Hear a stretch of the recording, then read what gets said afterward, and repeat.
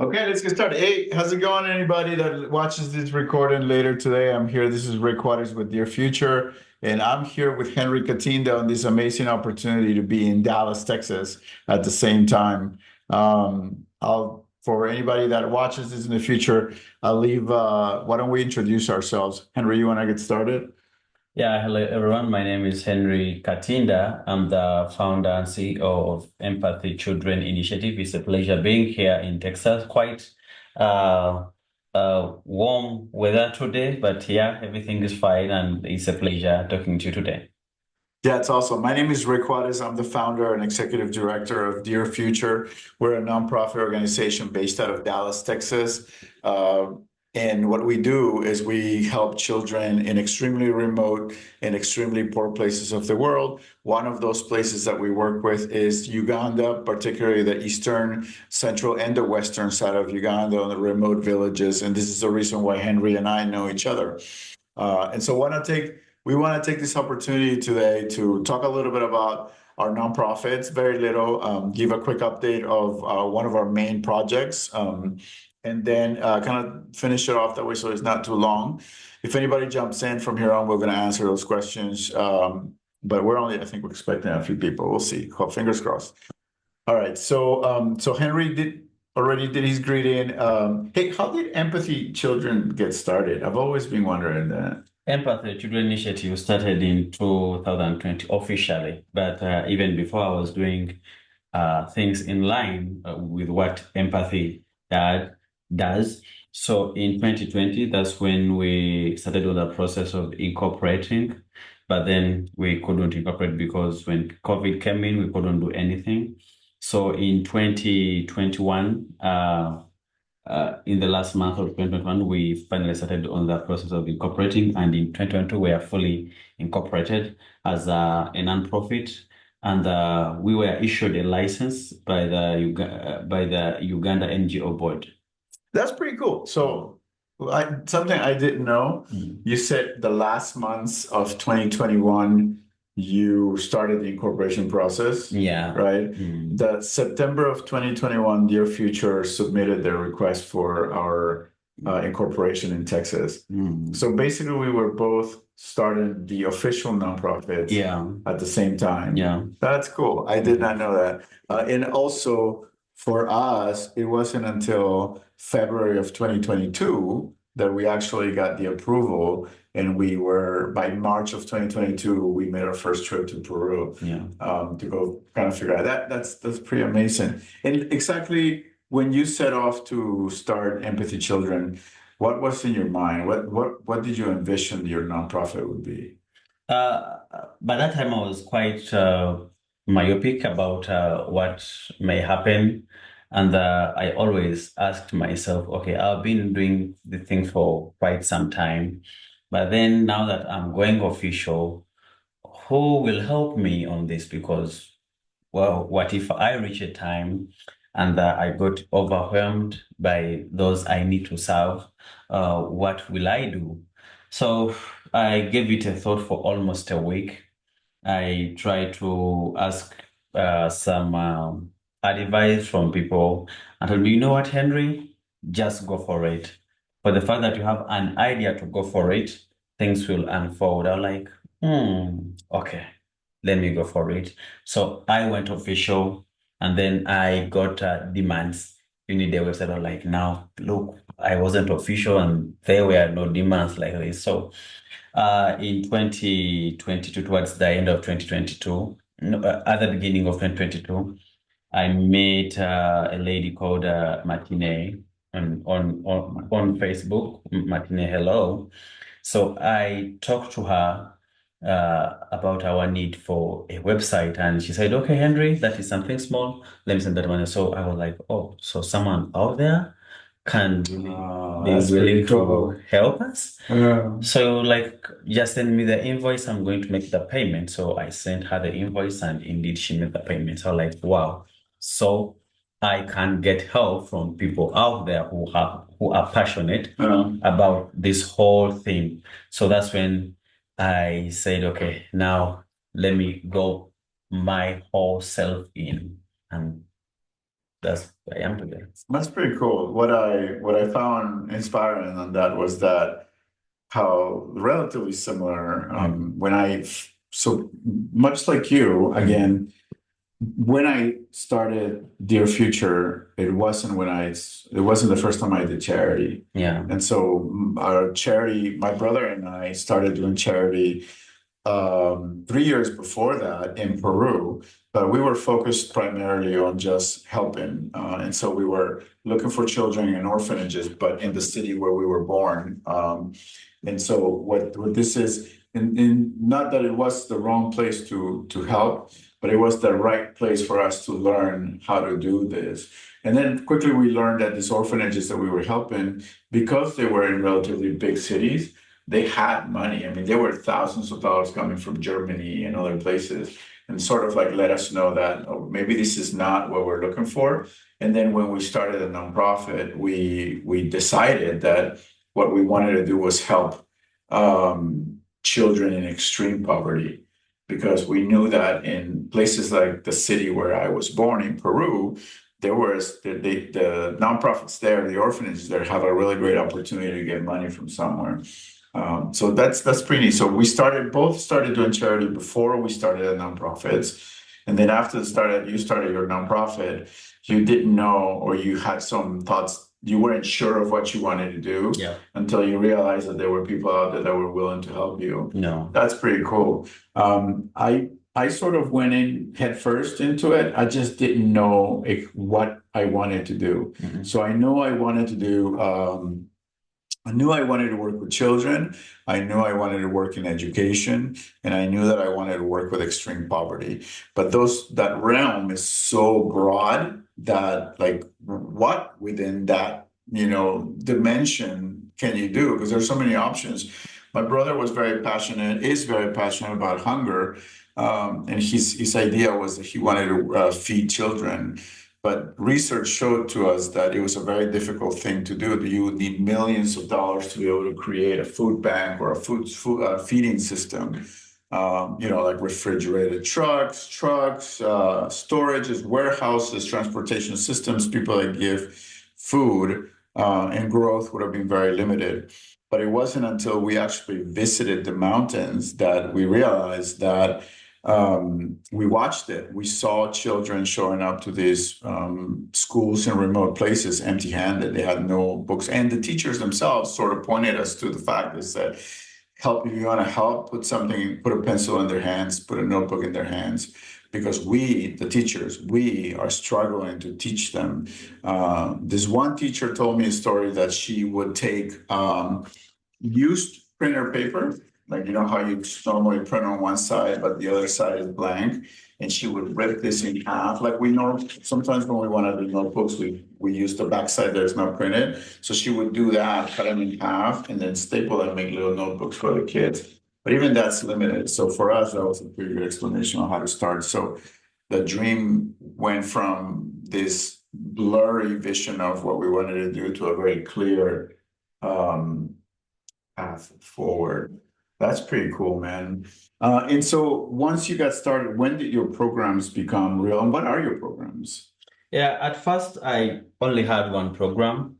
I don't think it should even be a program, though. When we were incorporating, I put a lot of programs in the incorporation. What were those? What programs do you remember? Feeding hungry children, helping sick children, helping literally everything revolved about on children and women. Mhm. And then when I presented the name that Empathy Children Initiative Uganda, I got a query where they asked me, so it is Empathy Children Initiative, and there is also women that want help. So how do you do that? So I told them that women are the ones that have children, so they're the same people. And then at first I didn't have like I'm going to do this. I just said let me just start with helping children, and that is all. My main aim was to help children mainly, and maybe women, but children first. So that's cool because that lines up with what we were doing too. yeah, so I was like, okay, now I've been doing this to only 10 children. Now the number is growing. I have 10, I have 20, I have 30. And I'm like, I don't think so. Then And today you have how many? 50 children, 50 children. immediate beneficiaries. So now I was like, okay.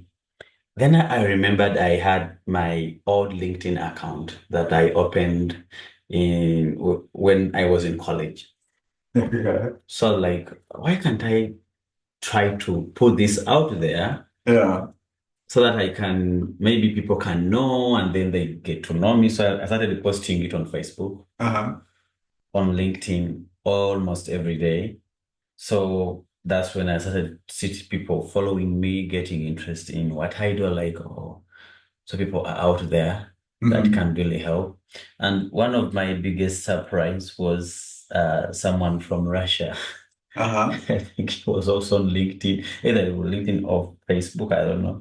Then he was like, I'm interested in what you do. And he made a donation of $100. And it took me a week to receive that donation. I was so passionate.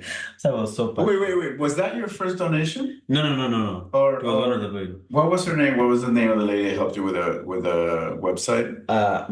Martine, hello. Martina, yeah. Yeah. Was she your first donation? Yeah, she was So that's literally, does she know that she's your first donation? I told her. Yeah. I Okay. told her she's from North Carolina. It's so sad that I couldn't go to see her.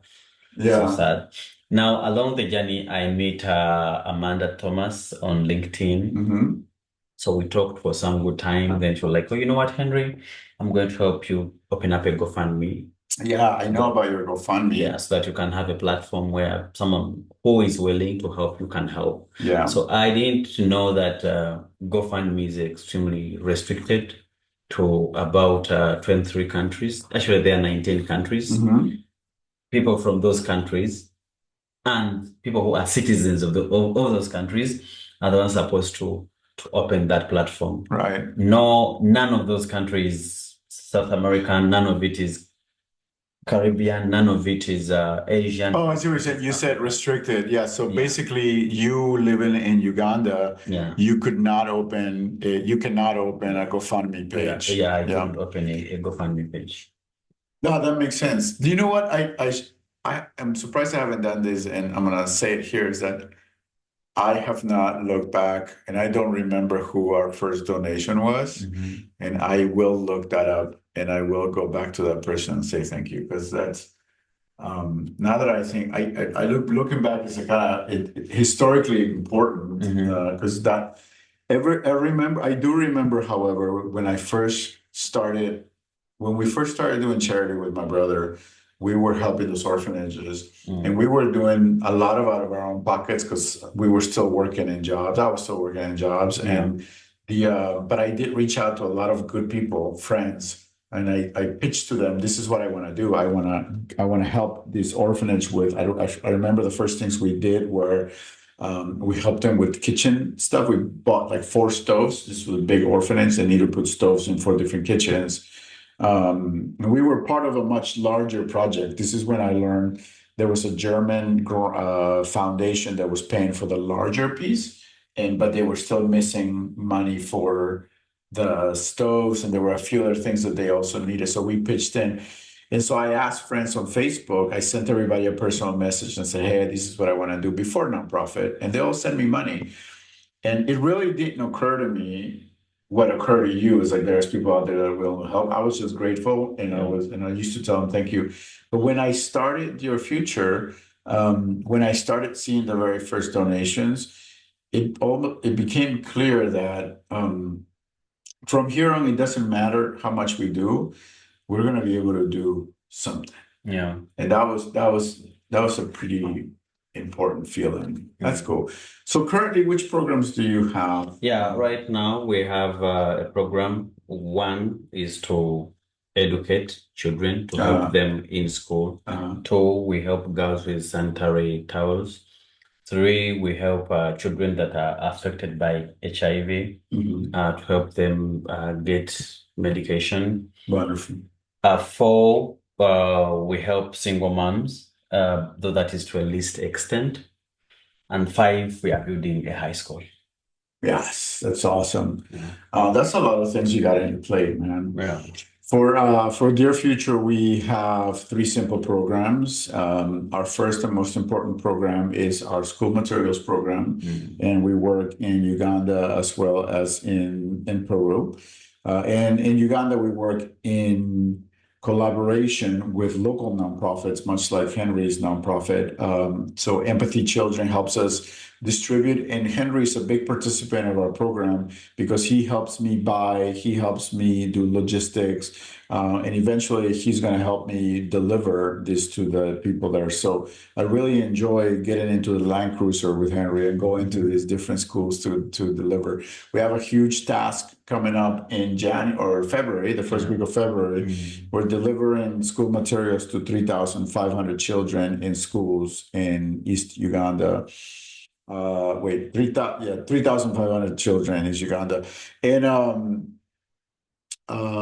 so that's our first program, school materials. And it was really important. That's the most important program that we have, because it was the first one, is the one that we're putting a lot of effort. We believe truly that we can equally help all children by giving them school materials. Our second program, which is almost just as important, and is huge for us, not better, just our second program, because it came with time. We do the other half of the hygienic pads program with Henry. Dear Future has transitioned in the year 2024 to giving fully reusable hygienic pads to girls. And again, we're in partnership with Henry to operate this particular program. We do a lot of the purchasing and we accompany in some of the trainings, but I personally get kicked out of the classrooms when Henry's sister, Patience, does the instruction to the girls on how to use the pads. But she also uses this opportunity to teach young girls that don't have another person that can have these conversations with about their own bodies, about the changes in their bodies, about what could happen, pregnancy, teen pregnancy, early marriage, etc., and HIV, how you get HIV. So for them to be very careful about what they're doing.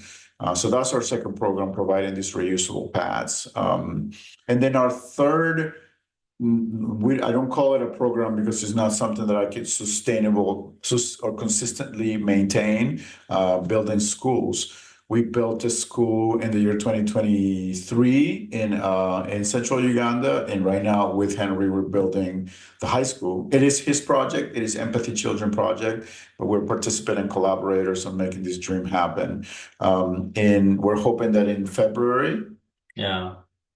In the first Monday of February. the first Monday of February, the school is gonna open.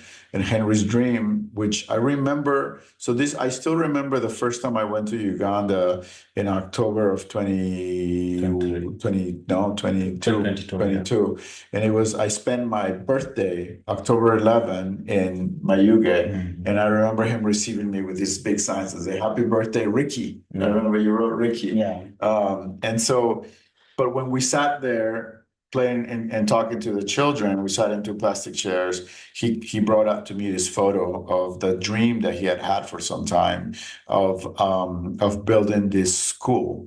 And at the time, I was like, "Whoa, this is really ambitious." But what I didn't realize was the need for such an ambitious plan.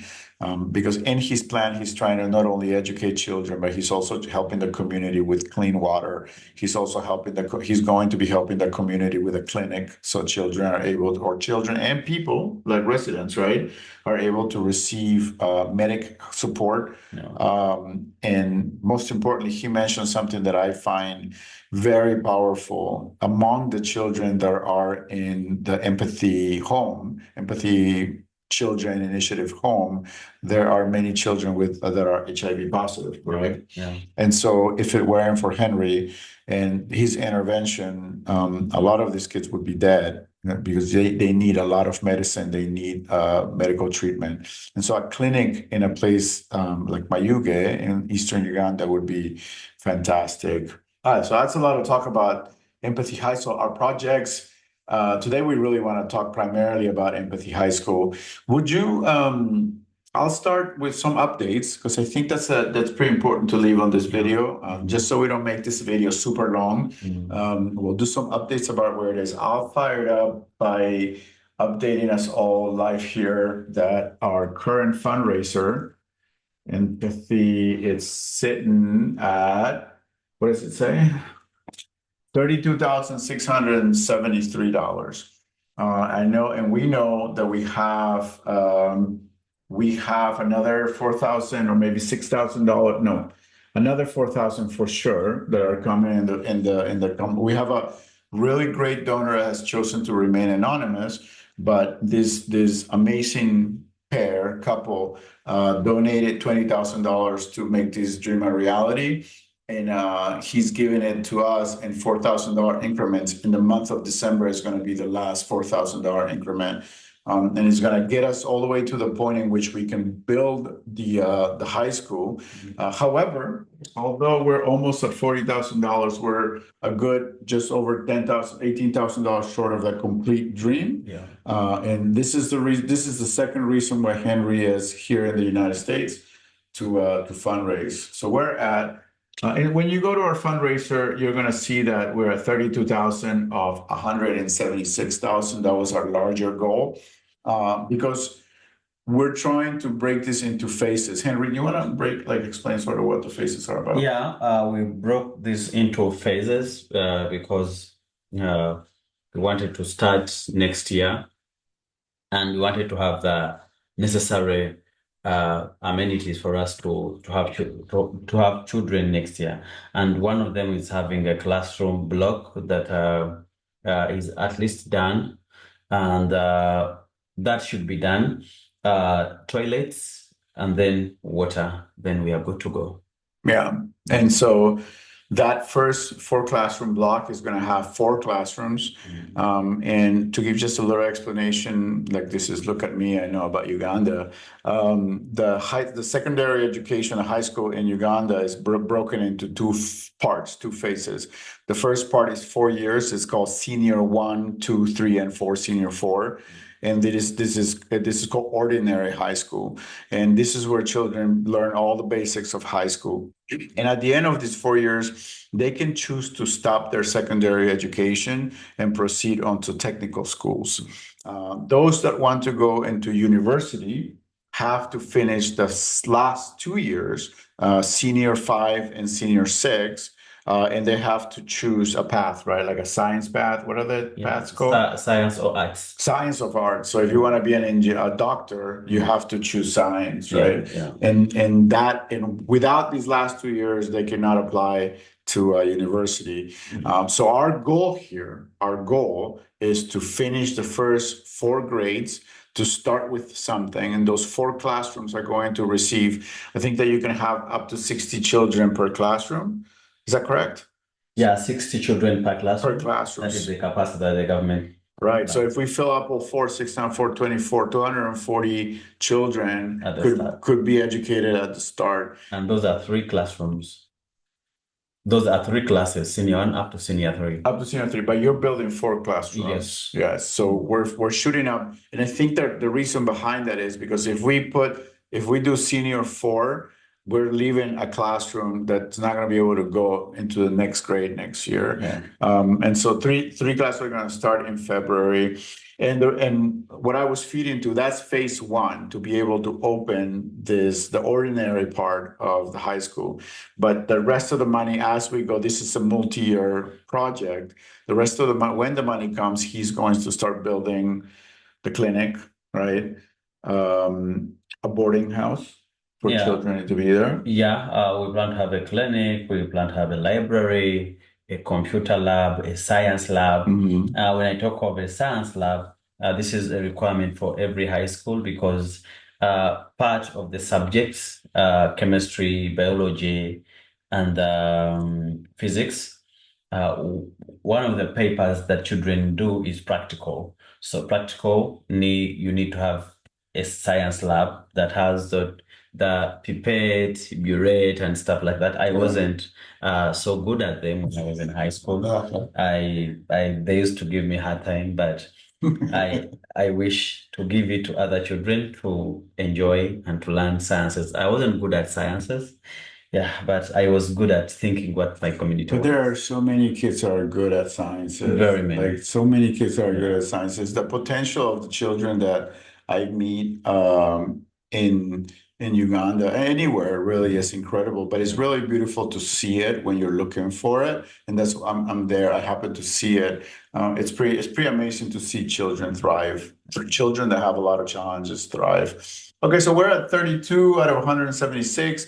The total it's about $58,000 that we need to finish the first phase completely. Though we're going to finish the first even without with less than 58. But we're still gonna need chairs. We're gonna need benches. We're gonna need all these things that children need. So hopefully, if anybody listens to this, please, please, please donate. Okay, so the next thing is the current update. Where are we today on the? Right now, we are soon completing the foundation. We had paused because we needed a balance between materials and labor, and this was because at the rate of how the donations were coming in. So we reached an extent when we are receiving 4,000 every month, but then we could spend almost 2,000 in labor, and it couldn't make sense to me. I needed a very clear balance whereby we can use less money on labor on a lot of money on materials. So, and I'm grateful that this has been partly sorted. Mhm. So we have a very, very good balance between labor and materials, and now we are good to go. Yeah, we're ready to shoot up. And so the plan is that as soon as Henry gets back Okay. to Uganda in a couple of days, Yeah, right? yeah, perhaps a couple of days. It might take another week because we still need to make the transfer Yeah. of the cash transfer. So I struggle with the understanding of the balance of materials and labor. Mm. And I think the best way that I was able to explain it was that you just can't do work without materials. Yeah. And so if you only have a certain amount of money, Mm. you only have so much materials, and then you're going to spend a lot of money on labor. Yeah. And so Henry took the risk of pausing the work while he was out here in the United States fundraising with me. And we've come to a good place that he's going to have like the right amount of money for materials, and with this next push, Yeah. we can go all the way to the roof, right? Yeah, we can go all the way to the roof. Perhaps the next donation will find us at the roof. At the roof. Okay. All right, so let's see. So we have fundraising current update. The estimated opening we talked about February 3rd of 2025, we should be opening a classroom. Mm. Okay, and we also talked about what's going to happen when you get home. You're gonna immediately start. Yeah, Immediately start the work end, because we're running out of time now. Yeah, I'll just rest today, and tomorrow I'll be as actually even the same day I land, I can go on site and we begin the Yeah, next that's day. good. I have no time to waste. So we're pretty excited about this, guys. I really hope that we're able to share this video with people that are interested. Please help us out. This one thing that Henry Essen said is that he's an actual qualified, educated teacher. Yeah. So when he opens the school, he's gonna know what to do. At least he's gonna know who he should be hiring, and that's pretty cool. Yeah, I pretty much know about that. I trained as a teacher. I joined the university in 2016 and graduated in 2020. Uh, I don't know how God does these things. I remember when I was applying to go to university, I wanted to study a bachelor's of business administration. I had so much passion for it that then my dad refused and said, he even one time asked me a question, so whose business are you going to administer? So, so like, okay, many of our parents decide on what we do, and sometimes we do not have to say anything. So perhaps I could have said anything, but that's what they were willing to pay for. Yeah. So I said, okay, since they are willing to. Oh, so they wanted you to become a teacher. Yes. So because your mother is a teacher. Yeah, so I was like, okay, since this is what they were willing to pay for, because in their perception, they're like, okay, if you train as a teacher, you can get a government job, and after getting a government job, you can go on the government payroll. So now you're good to go for the rest of your life. But then I didn't think of life that way. Well, I went and trained as a teacher. I pretty much enjoyed the training, though I was worried on what is outside. So little did I know that perhaps God is preparing something in the future. Yeah, you're prepared. You're getting prepared because you turned out to be a good businessman Yeah. personally, and so maybe it was preparing you for what you're about to face in this upcoming year. Yeah. So recently when we started building a school, my dad called me again. I'm like, you see, I told you, you teach. I'm like, Yeah. no, Dad, this is just a coincidence. So it cannot be a coincidence. God planned it that way. So I'm like, it's okay. Yeah, listen to him. Any final words before we say goodbye?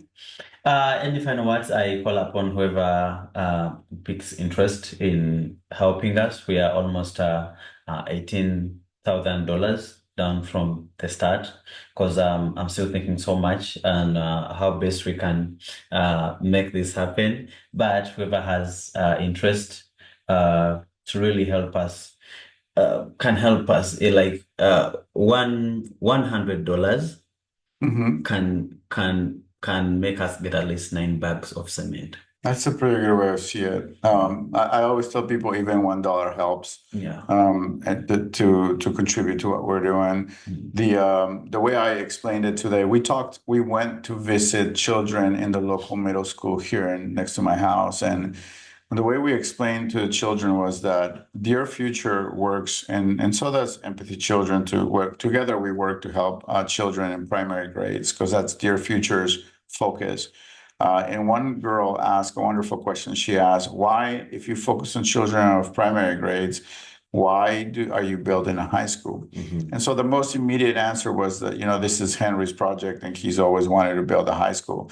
But I sort of kneeled down and I whispered to her because she happened to be right next to her. And I says, you got to think about this. I said to her, we are helping thousands of children in primary grades. And she goes, yes. And I go like, where are those kids gonna go after they graduate primary school? And she goes, ah. And it was a pretty good feeling because it sort of connected with her and I, like the fact of what we're doing. All right, final words for me are please help us out. This is a wonderful project. I have known Henry for almost 3 years now, and I know how much effort he puts in what he does.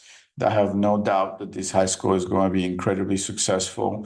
If we teach 50 children, those are 50 children have a chance to life. If we teach 200 children per year, it's just short of words is a miracle. So please help us out. You have our promise from me, Ric Juarez, that we're going to do everything possible to always support children, always support the children in this high school. And we're going to change the world. I don't care what gets in front of us. We're going to change the world. All right, that's it. And thank you for coming today. It's a Yeah. pleasure meeting you. And thank you for watching this video because it's going to take, since nobody showed up, it's going to take for somebody to actually click play. All right, guys. Thank you for watching. Bye. All right, how do you stop this? Just let me think.